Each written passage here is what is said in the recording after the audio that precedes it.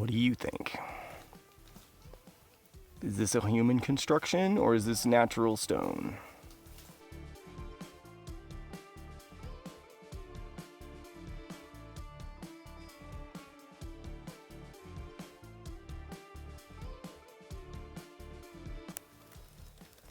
Leftover of their filler material, the binding material.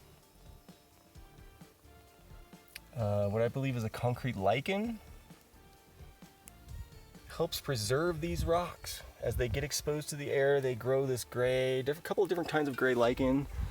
There's actually some different colored lichen we found. I'll do a video on the lichen someday.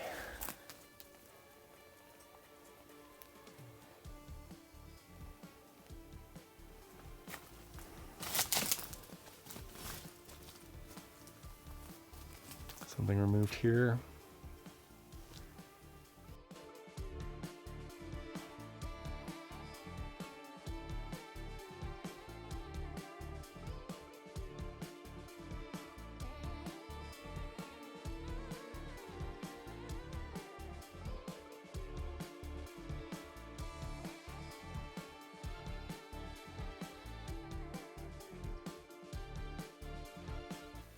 Another face over there, maybe.